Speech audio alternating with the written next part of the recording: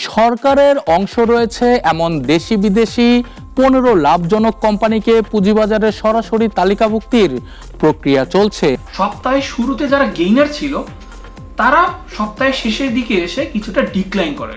যুক্তরাষ্ট্র বাংলাদেশের ওপর পাল্টা শুল্ক নির্ধারণ করেছে 20%। সরকারও বলছে এটি কূটনৈতিক সাফল্য, কিন্তু বিনিময়ে কি দিয়ে আসলো বাংলাদেশ?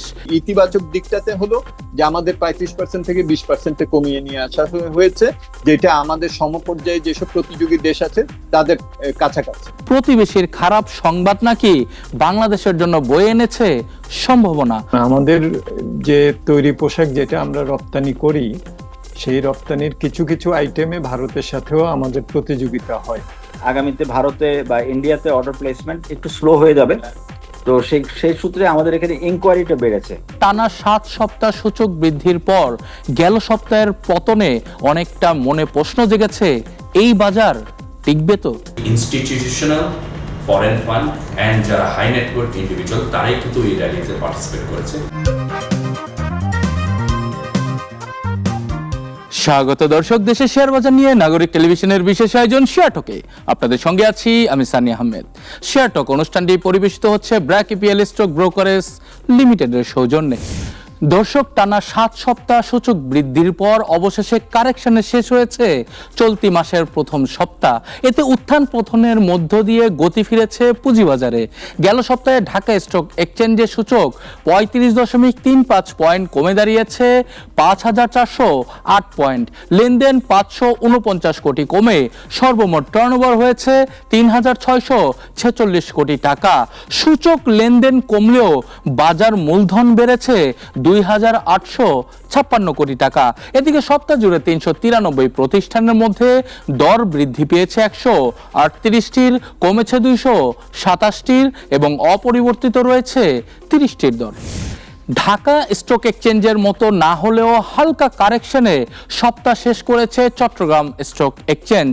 অন্যদিকে ডিএসসিতে লেনদেন কমলেও সিএসসিতে বেড়েছে চোখে পড়ার মতো। সিএসসি সূচক CASPI 9.36 পয়েন্ট কমে দাঁড়িয়েছে 15,193 পয়েন্ট। সপ্তাহ জুড়ে লেনদেন 30 কোটি বেড়ে সর্বমোট টার্নওভার হয়েছে 111 কোটি 63 লাখ টাকা। এছাড়া 314 প্রতিষ্ঠানের মধ্যে দর বেড়েছে 160টির, কমেছে 136টির এবং অপরিবর্তিত রয়েছে 18টির দর। সরকারের অংশ রয়েছে এমন দেশি বিদেশি 15 লাভজনক কোম্পানিকে পুঁজিবাজারে সরাসরি তালিকাভুক্তির প্রক্রিয়া চলছে। বেক্সিমকো গ্রুপের বিনিয়োগকারীরা পাচ্ছেন সরকারের গ্রিন সিগন্যাল। অন্যদিকে তালিকাভুক্ত বহুজাতিক কোম্পানিগুলোর মুনাফা কমেছে উল্লেখযোগ্য হারে। সব মিলিয়ে শেয়ার বাজার ও অর্থনীতির গেল সপ্তাহের বিশ্লেষণ জানাবেন ব্র্যাক ইপিএল স্টক ব্রোকারেজ লিমিটেডের রিসার্চ টিমের পক্ষে ফাহিম হাসান। এই সপ্তাহে গড়ে 911 কোটি টাকার ট্রেড হয়, যেটা বিগত সপ্তাহের গড় ছিল 839 কোটি টাকা। আমরা যদি সিলেক্টেড টপ 5 গেইনার চিন্তা করি তাহলে দেখতে পাবো প্রগতি লাইফ, সমতা লেদার, মালেক স্পিন, বিডি ল্যাম্পস এবং ওয়াটাকে। যদি আমরা পুরো সপ্তাহের বেসিসে চিন্তা করি তাহলে দেখা যাচ্ছে সপ্তাহের শুরুতে যারা গেইনার ছিল তারা সপ্তাহের শেষের দিকে এসে কিছুটা ডিক্লাইন করে। সেজন্য আমরা তাদেরকে সপ্তাহ শেষে টপ বা সিলেক্টেড গেইনারে দেখছি না। আমরা যদি সিলেক্টেড 5 লুজার দেখি তাহলে আমরা পাচ্ছি ACM এর lecture fund, central insurance, SBIC bank, ফারকেম এবং trust bank. Top 10 traded share এই সপ্তাহে খেয়াল করে দেখি তাহলে আমরা দেখতে পাবো ব্যাংক সেক্টরের কিছু বেশ ভালো শেয়ার ডমিনেট করছে। সিটি ব্যাংক, যমুনা, উত্তরা, ব্র্যাক। এছাড়াও ফার্মা ইন্ডাস্ট্রিতে বেক্সিমকো, স্কোয়ার এবং অরিয়ন ইনফিউশনকে আমরা পাচ্ছি। সো বেসিক্যালি যেটা এ সপ্তাহের আমাদের রিডিং সেটা হচ্ছে মোটা দাগে লার্জ ক্যাপ এবং কিছুটা তুলনামূলক ভালো শেয়ারগুলোতেই ট্রেডিং অ্যাক্টিভিটি ছিল। টপ 5 লার্জ ক্যাপ সেক্টর চিন্তা করি তাহলে আমরা পাচ্ছি bank, Pharma, textile, fuel and power এবং ফুড অ্যান্ড অ্যালাইড। এই সপ্তাহে সিগনিফিকেন্ট কিছু নিউজ নিয়ে আলোচনা করি তাহলে প্রথমে যেটা আসছে, বিসেক 15টা সরকারি কোম্পানির সাথে আলোচনা করছে আইপিওতে আসার জন্য। আমাদের রিডিং হচ্ছে যদি এদেরকে ডাইরেক্ট লিস্টিংয়ের মাধ্যমে শেয়ার মার্কেটে অন্তর্ভুক্ত করা যায় তাহলে মার্কেটে যেমন লিকুইডিটি বাড়বে, তেমনি রিটেল পার্টিসিপেশনও আরও বৃদ্ধি পাবে। আমরা যদি পরের নিউজে দেখি, বাংলাদেশ ব্যাংক সুকুকের বেক্সিমকো সুকুকের টেনিওর আরও এক্সটেন্ড করতে যাচ্ছে। এটা যারা ইনভেস্টর, বিশেষ করে ব্যাংক যেগুলো, তাদের জন্য কিছুটা হলেও স্বস্তিদায়ক হবে, গিভেন বেক্সিমকো কারেন্ট কনটেক্সটে যে অবস্থা সিচুয়েশন। আপনারা অবশ্যই জানেন যে বেক্সিমকো সুকুক বন্ডের প্রাইস হচ্ছে প্রায় অর্ধেক হয়ে গিয়েছে। সো সেক্ষেত্রে একটা সুবিধা কিছুটা হলেও দিবে। বাংলাদেশ ইউএস থেকে কটন ইম্পোর্ট বাড়ানোর চিন্তা করছে। এই নিউজটা কিছুটা হলেও সুবিধাজনক হবে আরএমজির জন্য। যেটা হবে, আরএমজি দায়িত্ব হবে একটু প্রোঅ্যাক্টিভলি এই ক্ষেত্রে কিছুটা কাজ করার। সরকারের ক্ষেত্রে ইউএস থেকে কটন আমদানি যদি বৃদ্ধি পায়, দেন রিসিপ্রোকাল ট্যারিফ যেটা 20% এখন, সেটাতে কমিয়ে আরও ফেভারেবল রেট পাওয়ার জন্য নেগোশিয়েট করার সুবিধাটা হয়। এরপরে নিউজ হচ্ছে, লিস্টেড কোম্পানির প্রফিট সেকেন্ড কোয়ার্টারে ড্রপ করে এবং ইন্স্যুরেন্স কোম্পানির ব্যবসা ফার্স্ট হাফে কিছুটা ভাটা পড়ে। এটা মোটা দাগে ইনফ্লেশন ড্রিভেন এবং ইম্পোর্ট লো হওয়ার কারণে ব্যবসা বাণিজ্যে একটা স্থবিরতা বা স্লো হয়ে আছে, সেটার রিফ্লেকশন তাদের আর্নিংসে আমরা দেখতে পাচ্ছি। বেক্সিমকো টেক্সটাইলস আপনার ফ্যাক্টরি রিওপেন করবে। সো এটা একটা পজিটিভ নিউজ ইনভেস্টরদের জন্য। বেক্সিমকো গ্রুপের ক্ষেত্রে যারা বিনিয়োগকারী, তারা হয়তো একটা পজিটিভ সিগন্যাল পাচ্ছে সরকারের পক্ষ থেকে। আর ফ্যাক্টরি বন্ধর কারণে যে আনএমপ্লয়মেন্ট তৈরি হয়েছে লে অফের পর, সেটা হয়তো কিছুটা অ্যাড্রেস করা হবে। যুক্তরাষ্ট্র বাংলাদেশের ওপর পাল্টা শুল্ক নির্ধারণ করেছে 20%। সরকারও বলছে এটি কূটনৈতিক সাফল্য, কিন্তু বিনিময়ে কি দিয়ে আসলো বাংলাদেশ, সে বিষয়ে দেশের জনগণকে রাখা হয়েছে অন্ধকারে। অন্যদিকে রাশিয়া থেকে তেল কেনায় যুক্তরাষ্ট্রের রোষানলে পড়েছে ভারত, যে কারণে দেশটির ওপর আরোপ করা হয়েছে 50% শুল্ক। সব মিলিয়ে যুক্তরাষ্ট্রের সঙ্গে বাণিজ্য চুক্তির লাভ লোকসানের দাঁড়িপাল্লায় বাংলাদেশের অবস্থান কোথায়, সে বিষয়ে জানবো বিশেষজ্ঞের কাছ থেকে। ইতিবাচক দিকটাতে হলো যে আমাদের 35% থেকে 20% কমিয়ে নিয়ে আসা হয়েছে, যেটা আমাদের সমপর্যায়ে যেসব প্রতিযোগী দেশ আছে তাদের কাছাকাছি। আর অন্যদিকে যেটা আছে সেটা হলো যে এটার জন্য আমরা যা যা দিলাম, যা যা দিতে স্বীকৃত হয়েছি, যেটা বাস্তবায়ন করতে হবে এখন এবং পরবর্তী বেশ কয়েক বছর ব্যাপী, সেটার কস্টটা কি।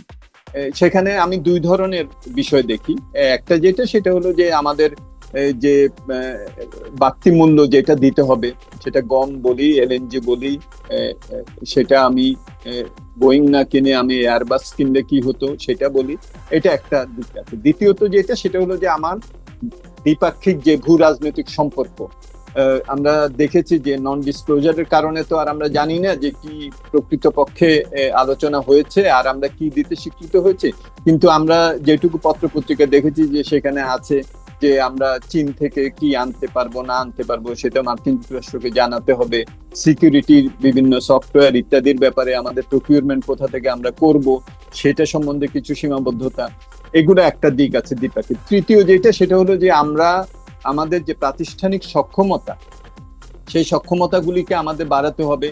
আমরা আইপিআর যে মেধাস্বত্ব আইন, সেটার এনফোর্সমেন্ট, ট্রেড ইউনিয়ন রাইটস এর এনফোর্সমেন্ট, সেগুলোর জন্য আমাদের যে প্রাতিষ্ঠানিক সক্ষমতা, এগুলো হয়তো আমাদের নিজেদেরই করা দরকার, কিন্তু সেটা এখন একটা কিছুটা বাধ্যবাধকতার মধ্যে পড়লো। তো সেটা সম্বন্ধে আমাদের অবহিত থাকতে হবে এবং আমাদেরকে সেই ধরনের উদ্যমগুলো নিতে হবে, যাতে করে ওই যে মান্যতার বিষয়গুলি আছে সেই মান্যতাটা আমরা সেখানে নিশ্চিত করতে পারি। চতুর্থত যেটা, সেটা হলো যে যেগুলো আমরা শুল্ক ছাড় দিয়েছি, সেই শুল্ক ছাড় কেবলমাত্র কি মার্কিন যুক্তরাষ্ট্রকে দিলাম, নাকি এটা আমাদের বিশ্ব বাণিজ্য সংস্থার সদস্য হিসাবে মোস্ট ফেভার্ড নেশন প্রিন্সিপাল অনুযায়ী সবাইকেই দেব? তাহলে সেটার একটা বড় রাজস্ব একটা সেখানে ইস্যুও থাকবে, রাজস্ব যেটা আমরা পাবো না, ছাড় দিতে হবে। সো এই সবগুলো মিলে আমাদেরকে আমার এই 20%-এর এগেইনস্টে আমার যে কস্ট আছে সেটাও হিসাব করতে হবে, প্রাতিষ্ঠানিক দক্ষতা বৃদ্ধি করা সেটাও হিসাব করতে হবে। চীনের পর যুক্তরাষ্ট্রের রোষানলে পড়েছে ভারত। রাশিয়ার সঙ্গে তেল বাণিজ্য করায় দেশটির পাল্টা শুল্ক করা হয়েছে দ্বিগুণ। এটি ভারতের জন্য অত্যন্ত দুঃখের খবর হলেও প্রতিবেশীর খারাপ সংবাদ নাকি বাংলাদেশের জন্য বয়ে এনেছে সম্ভাবনা। অথচ যুক্তরাষ্ট্র এমন একটি চোখ উল্টানোর দেশ যে কোনো সময় এর রোষানলে পড়তে পারে বাংলাদেশও। ভারতের উপরে যে এখন 25% বদলে 50% অতিরিক্ত শুল্ক বসানো হলো, এটার ফলে তো অবশ্যই ভারতের রপ্তানি মার্কিন যুক্তরাষ্ট্রে বড় প্রতিযোগিতার সম্মুখীন হবে বিভিন্ন দেশের কাছ থেকে। এখন আমাদের যে তৈরি পোশাক যেটা আমরা রপ্তানি করি, সেই রপ্তানির কিছু কিছু আইটেমে ভারতের সাথেও আমাদের প্রতিযোগিতা হয়। তো সেদিক থেকে শুধু বাংলাদেশ না, এখানে ভিয়েতনাম আছে, কম্বোডিয়া আছে, পাকিস্তান আছে এবং অন্যান্য দেশ যাদের অতিরিক্ত শুল্ক 20%-এর কাছাকাছি আছে, তাদের একটা তুলনামূলক সুবিধা হতে পারে। তো সেখানে কোন দেশ সেই সুবিধাটা নিতে পারবে সেটা কিন্তু নির্ভর করবে তাদের রপ্তানি মূল্যের উপরে, কারণ রপ্তানি মূল্যের উপরেই অতিরিক্ত শুল্কটা বসে থাকে। এটা একটা আমাদের খেয়াল রাখতে হবে। দ্বিতীয় যেটা, এটা কিন্তু এক ধরনের সতর্কবাণীও, অর্থাৎ ট্রাম্প প্রশাসন আমাদের উপরে যেমন 20% বসিয়েছে, সুতরাং যদি কোনো একটা সময় এরকম হয় যে আমরা কোনো একটা তাদের শর্ত পালন করতে পারলাম না, তখন আমাদের উপরেও এটা বসিয়ে দিতে পারে। বৈশ্বিক বাণিজ্যের জন্য এটা কিন্তু কোনোভাবেই ইতিবাচক কোনো সংবাদ না, এবং এরকম ভাবে বসাতে থাকলে কোনো একটা দিন হয়তো আমাদের মতো দেশের উপরেও আরো অতিরিক্ত শুল্ক বসতে পারে। সুতরাং আমি এটাকে একটু অন্যভাবেও দেখি। তবে এটা ঠিক যে যেহেতু ভারতের উপর এরকম একটা শুল্ক বসেছে যেটা আমাদের থেকেও বেশি, সেখানে বিভিন্ন প্রতিযোগী দেশ যারা ভারতের ওইসব রেডিমেড গার্মেন্টস বা আমাদের ফুটওয়্যারের বাজারে যারা কম্পিট করে, তাদের জন্য হয়তো কিছুটা বাড়তি সুবিধা হতে পারে, এবং ভারতের বাজার যেটা মার্কিন যুক্তরাষ্ট্রে আছে রপ্তানি বাজার, সেটা হয়তো স্থানান্তরিত হয়ে কিছু কিছু হয়তো প্রতিযোগী দেশগুলোর কাছে যেতে পারে। কিন্তু সার্বিকভাবে এই যে ট্রাম্পের অতিরিক্ত শুল্ক, এটা কিন্তু মার্কিন চাহিদার উপরে একটা সংকোচনমূলক একটা প্রভাব বিস্তার করবে, এবং সেটা খুব ইতিবাচক কোনো সংবাদ না। কিন্তু যখন নাকি এই ধরনের শুল্ক আরোপ হয়, অবশ্যই কিছু সুযোগ সৃষ্টি হতে পারে যেটা আমাদের রপ্তানিকারকদের হয়তো বিবেচনায় রাখতে হবে, এবং সেই সুযোগটা অবশ্যই কাজে লাগানোর চেষ্টা করতে হবে। বাংলাদেশের রপ্তানি করা পণ্যের মধ্যে পোশাক খাত সবচেয়ে বেশি। এই খাতটিকে বিপুল লোকসানের হাত থেকে বাঁচানোর জন্যই মূলত যুক্তরাষ্ট্রের সঙ্গে সরকারের এত দেন দরবার। কিন্তু দিন শেষে এই খাতের দুশ্চিন্তাই বা কমলো কতটুকু? আমরা আসলে যেটা সবসময় আমরা মনে করি যে আরেকজনের সমস্যা হচ্ছে আর আমি সেটা সুযোগ নেব, ব্যাপারটা এভাবে না। ভারতের সমস্যা হচ্ছে এই মুহূর্তে, ইট ইজ ডেফিনেটলি এটা একটা বিরাট সেটব্যাক ভারতের জন্য। তো আমরা অটোমেটিক্যালি যেটা ঘটে, নর্মালি এরকম একটা ঘটনা ঘটলে বায়াররা আমাদের ইনকোয়ারিটা বাড়িয়ে দিয়েছে। বায়াররা এখন আগামীতে ভারতে বা ইন্ডিয়াতে অর্ডার প্লেসমেন্ট একটু স্লো হয়ে যাবে। তো সেই সূত্রে আমাদের এখানে ইনকোয়ারিটা বেড়েছে, আগের থেকে ইনকোয়ারি বেড়েছে। আমাদের স্পেস খালি আছে কিনা এই ধরনের কিছু জিনিস আছে, কারণ ইন্ডিয়াতে যে বায়ারগুলো ছিল ওরা তো অলরেডি শিফট করবে, কারণ এত হাই ট্যারিফে ইন্ডিয়া মালটা নিতে পারবে না। That is confirm. তো সেই সূত্রে অর্ডার কিছু শিফট হবে, এবং কতটুকু শিফট হবে সেটাও আমরা বলা মুশকিল, কারণ ইন্ডিয়াতে স্পিনিং অ্যান্ড উইভিং যে মিলগুলো ছিল এগুলোতে কিন্তু প্রোডাকশন স্টপ হয়ে গেছে। আর কারণ ওরা ধরে নিচ্ছে যে শিপমেন্ট ইন্ডিয়া থেকে খুব সহসা হবে না। তো সেই সূত্রে উইভিং স্পিনিং যদি বন্ধ হয় আস্তে আস্তে, তাহলে ইন্ডিয়ার সহসা প্রোডাকশন অনেক স্লো ডাউন করবে, এটা মোটামুটি কনফার্ম। তো এখন এক্স্যাক্টলি কি হইতে যাচ্ছে এত দ্রুত বলা মুশকিল। আমরা হয়তো এত দ্রুত হয়তো বলতে পারবো না, বাট খুব সহসা জিনিসটা ক্লিয়ার হবে। আর আপনি যেটা আরেকটা কথা যেটা বলেছেন সেটা হচ্ছে যে আমরা কি দিয়েছি আর কি পেলাম তো মোটামুটি 20% আমরা ট্যারিফ আমরা অ্যাচিভ করেছি। আর কি দিয়ে আসলাম সেটা তো নন ডিসক্লোজার এগ্রিমেন্টের কারণে আমরা আগামীতেও জানতে পারবো না খুব একটা কিছু, শুধু এদিক ওদিক থেকে কিছু আনঅফিসিয়ালি শোনা যাবে কথা। তো আমরা যেটা জানি যে আমরা বোয়িং কিনছি, কিছু কটন তুলা কিনছি, সোয়াবিন কিনছি, এবং আমাদের আরো কিছু মিসেলিনিয়াস লোহা লক্কর, কিছু লোহা আছে, কিছু মেশিনারি পার্টস আছে, এগুলো আমরা ইম্পোর্ট করব। এবং আমরা যে ব্যবধান আছে আমাদের $6.2 বিলিয়ন যে একটা শুল্ক ঘাটতি আছে, যেটা ট্যারিফ ব্যবসার যে ঘাটতি আছে, সেটা আমরা যতদূর সম্ভব কমানোর একটা ব্যবস্থা করব। আমাদের প্রতিযোগী সমস্ত দেশ সবাই আমরা 20%, 19-20, আমাদের ইন্ডিয়াতে, পাকিস্তানে আছে 19, আমরা 20, ইন্দোনেশিয়া 19, তো ভিয়েতনাম 20, ক্যাম্বোডিয়া 20, মানে বেশিরভাগই তো আমরা 20 জোনে আছি। তো ইন দ্যাট কেস আমরা আমাদের প্রতিযোগী দেশগুলোর সাথে আমরা একটা সুন্দর একটা মেনটেন করছি, আমরা এক পারে আছি। আমরা আগে যেটা আমাদের যে প্রবৃদ্ধি হচ্ছিল, আমি মনে করি যে আমাদের এই প্রবৃদ্ধিটা কন্টিনিউ হবে।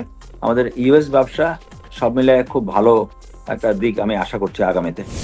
সামনে নির্বাচন, দেশ পরিচালনা করবে রাজনৈতিক দল, তাই প্রাতিষ্ঠানিক বিনিয়োগকারীরাও যার যার মতো করে নিচ্ছেন বিনিয়োগ পজিশন। যদিও টানা 7 সপ্তাহ সূচক বৃদ্ধির পর গেল সপ্তাহের পতনে অনেকটা মনে প্রশ্ন জেগেছে, এই বাজার টিকবে তো?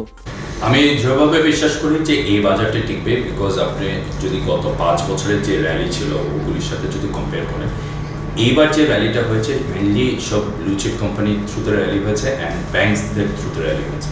বা ব্যাংকদের র্যালিটা কিন্তু আবার ডিফারেন্সিয়েটেড, কারণ যেসব ব্যাংকগুলি ভালো ব্যাংক, যারা ডিপোজিটের টাকাটাকে সেফ রাখে, ওইসব ব্যাংক তাদের যে প্রফিট করেছে মাসের পর মাস, ভালো প্র্যাকটিস করেছে, তাদের কিন্তু প্রাইসগুলি র্যালি হয়েছে। ওয়ারেজ অন্যান্য যে ব্যাংকগুলি বাংলাদেশ ব্যাংক অলরেডি চিহ্নিত করেছে as banks which are at risk of default, তাদের কিন্তু প্রাইস ভালো। সো এটা প্রুভ করে যে actually institutional foreign fund and যারা হাই নেটওয়ার্থ ইন্ডিভিজুয়াল, তারাই কিন্তু এই র্যালিতে পার্টিসিপেট করেছে। আর তারা যখন এরকম পার্টিসিপেট করে, তারা কিন্তু খুব এন্ট্রি হয়তো বা তারা ফাস্ট নেয় আপনার একটা আন্ডার ভ্যালু শেয়ার নেওয়ার জন্য, এক্সিটটা কিন্তু এত ফাস্ট নেয়। সো যে টার্নওভারটা আছে আমার ধারণা এই টার্নওভারটা থাকবে অ্যান্ড বাজারের যে সাস্টেনেবিলিটি এটা আমরা এনশিওর করতে পারবো। আমাদের যে টাকা টু ডলার যে রেটটা, এটা একটা স্টেবল পজিশনে এসেছে। আমাদের ইন্টারেস্ট রেট আস্তে আস্তে ফল করছে, আর আমরা এক্সপেক্ট করি খুব শীঘ্রই কিন্তু বাংলাদেশ ব্যাংক তার ইন্টারেস্ট রেটটাকে ড্রপ করবে। যত ড্রপ করবে তত আরও ফান্ড ফিক্সড ইনকাম থেকে কিন্তু আমাদের ইকুইটি মার্কেটে ইনজেক্ট হবে। এই প্রিন্সিপাল, এই ম্যাক্রো ইকোনমিক ফ্যাক্টর, এগুলি যদি ইনশিওর করা হয় কন্টিনিউসলি, এদের উপর যদি কাজ করা থাকে, বাজার কিন্তু তার গতি অনুযায়ী বাড়তে থাকবে। তার সাথে সাথে আমি মনে করি যে এখন খুবই ভালো সময় আইপিও লিস্টিং করার জন্য।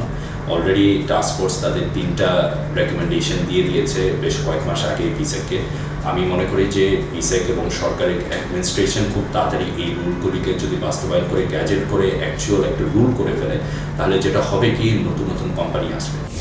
সরকারি কোম্পানি সরাসরি তালিকাভুক্তির জোর চেষ্টা চলছে, কিন্তু সরাসরি তালিকাভুক্তির সবচেয়ে বেশি অসুবিধা হলো সংশ্লিষ্ট কোম্পানি যাচাই বাছাই বা মূল্যায়নের সুযোগ কম পাওয়া।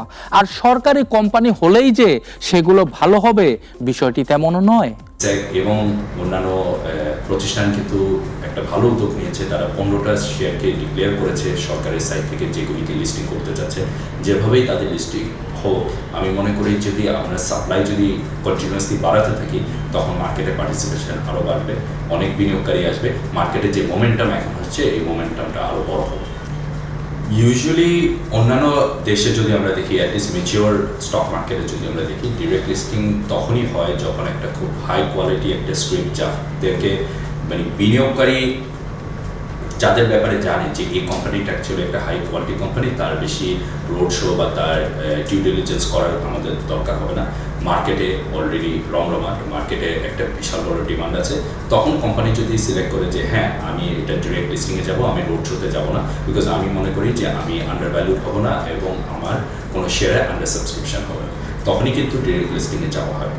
আমাদের দেশে ডিরেক্ট লিস্টিং হয়ে আসাটা কতটুকু যৌক্তিক আমি শিওর না, বিকজ যে এলিজিবল ইনভেস্টার বা ডিরেক্ট যে ইনভেস্টাররা ডাইরেক্ট এই শেয়ারগুলি যে প্রকিউর করবে, তাদের কতটুকু মানে অ্যাকাডেমিক নলেজ থাকবে যে যতই আমরা একটা ভালো কোম্পানিকে চিন্তা করি, আদৌ কেউ কোম্পানির ব্যালেন্স শিটটা কতটুকু ভালো এরকম কিন্তু যাচাই করা তাদের অপরচুনিটি থাকে না। সো ডিরেক্ট লিস্টিং হয়ে হয়তো বা সরকার বাইপাস করে যদি মনে করে শেয়ার আনতে চাই, অবশ্যই এটা তারা করতে পারে, বাট আমি মনে করি সরকার এই জিনিসটা একটু ভালোভাবে কনসিডার করা উচিত যে সিন্স আইপিও আপনি ভালো আইপিও মানে আনবেন, তাদেরকে হয়তো বা নর্মাল রোড শো করে আনলেই ভালো, আমাদের সময় অ্যাড হবে, বাট ওই অনুযায়ী আমাদের সেফটিটা গ্যারান্টিটা একটু বেশি হবে। আমরা কোম্পানিদের ব্যাপারে আরও বেটার জানতে পারবো। সরকারি কোম্পানি হলেই যে তারা ভালো কোম্পানি নট নেসেসারিলি। সো এখানে কিছু ডিউ ডিলিজেন্সের ব্যাপার আছে। আমার মনে হয় সরকার বা বিসেক এটাকে একটু ম্যাচিওরভাবে যদি অ্যাপ্রোচ করে, আমি মনে করি এটা আলটিমেটলি লং টার্ম আমাদের ক্যাপিটাল মার্কেটের জন্য ভালো হবে। দর্শক, এবার বিনিয়োগ শিক্ষা পর্ব। বর্তমান পুঁজিবাজার এগুচ্ছে, তাই অনেক সময়ে বিনিয়োগকারীরা সিদ্ধান্ত নেন অনেকটা হুজুগে। আজকের পর্বে জানাবো শেয়ার ব্যবসার সফলতার কিছু গুরুত্বপূর্ণ টোটকা। না বুঝে মার্জিন লোনের ধারে কাছে যাবেন না। আজকে মার্জিন লোন নেব আর কালকে প্রফিট করে বেরিয়ে আসব, এমন চিন্তা করে হাই ইন্টারেস্টের লোন নিয়ে সর্বশান্ত হয়েছেন অনেকে। যারা শেয়ার মার্কেট কম বুঝেন তাদের উচিত মার্জিন লোন থেকে দূরে থাকা। সব টাকা এক কোম্পানির শেয়ারে রাখবেন না। অনেকেই সব টাকা দিয়ে একটি কোম্পানির শেয়ার কিনে বসে আছেন, তাই তাতে দেউলিয়া হওয়ার ঝুঁকি বেশি থাকে। তাই একাধিক সেক্টরের একাধিক কোম্পানিতে বিনিয়োগ করলে লাভ বৃদ্ধি পায়, লোকসানের ঝুঁকিও কমে যায়। শুধু ভালো ফান্ডামেন্টাল নয়, দেখতে হবে ভালো ইতিহাস।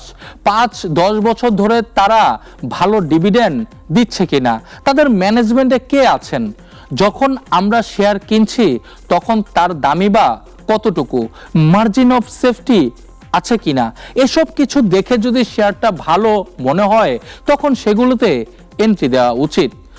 লোভ ও ভয় নিয়ে শেয়ার বাজারে আসবেন না। ভয়ে অনেকে শেয়ার মার্কেট থেকে লসের সময় ছিটকে পড়েন, শেয়ার মার্কেট থেকে বেরিয়ে যান। আবার লোভ এমন একটা শেয়ার কিনতে উদ্বুদ্ধ করতে পারে যার কদিন পরে আপনি ফতুর হতে পারেন। দৈনন্দিন লেনদেন পরিহার করা। আজকে শেয়ার কেনার পর কাল দাম বাড়বে, পরশু বিক্রি করব, তারপর আবার শেয়ার কিনব, তারপর আবার একদিন দাম বাড়বে, তারপর বিক্রি করব। এ ধরনের আচরণ ঠিক নয়। এতে ট্রেডারদের কমিশন বাণিজ্য হলো, বছর শেষে দেখা যায় বড় পরিমাণের টাকা চলে যাচ্ছে। বিনিয়োগের ভালো সময় এখনই। অনেকে মনের মধ্যে প্রশ্ন থাকে কখন বিনিয়োগ করব বা কখন শেয়ারে বিনিয়োগ করব।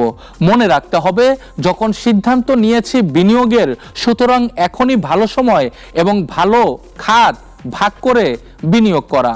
চাহিদা অনুযায়ী এন্ট্রি বা এক্সিট নিতে হবে। এবার আন্তর্জাতিক শেয়ার বাজার। এশিয়া, যুক্তরাজ্য কিংবা যুক্তরাষ্ট্র সবগুলোর দেশের পুঁজিবাজারেই গেল সপ্তাহ কেটেছে ইতিবাচক ধারায়। এর মধ্যে যুক্তরাষ্ট্রের ডাও জোন্সের গেল 5 দিনের সূচক 0.36 পয়েন্ট কমে দাঁড়িয়েছে 43,969 পয়েন্ট। এছাড়া S&P ইন্ডেক্স 0.01% বেড়ে দাঁড়িয়েছে 6,340 পয়েন্ট। মিশ্র প্রতিক্রিয়ায় শেষ করেছে ইউরোপের বেশিরভাগ শেয়ার বাজার। গেল 5 দিনে যুক্তরাজ্যের FTSE 100 ইন্ডেক্স 0.35% কমে দাঁড়িয়েছে 9,101 পয়েন্ট। এছাড়া জার্মানির শেয়ার বাজার ডেক্স ইন্ডেক্স 0.53% বেড়ে দাঁড়িয়েছে 24,193 পয়েন্ট। দর্শক, একের পর এক রেকর্ড করে যাচ্ছে পাকিস্তানের শেয়ার বাজার। এছাড়া এশিয়ার অন্যান্য শেয়ার বাজারও গেল সপ্তাহে কেটেছে ইতিবাচক ধারায়। এর মধ্যে গত 5 দিনে জাপানের শেয়ার বাজার নিক্কি 225 ইন্ডেক্স 2.35% বেড়ে দাঁড়িয়েছে 41,757 পয়েন্ট। চীনের শেয়ার বাজার সাংহাই সি কম্পোজিট 2.17% বেড়ে দাঁড়িয়েছে 3,640 পয়েন্ট। ভারতের বোম্বে স্টক এক্সচেঞ্জের সেন্সেক্স 0.62% কমে দাঁড়িয়েছে 80,623 পয়েন্ট। এছাড়া পাকিস্তানের করাচি 100 ইন্ডেক্স 4.39% বেড়ে দাঁড়িয়েছে 1,45,506 পয়েন্ট। দর্শক, শেয়ার টকের এই সপ্তাহের পর্ব আজকে এ পর্যন্তই। আগামী পর্বে হাজির হব নতুন কিছু নিয়ে। সে পর্যন্ত ভালো থাকুক পুঁজিবাজার, ভালো থাকুক বিনিয়োগকারীরা। আল্লাহ হাফেজ।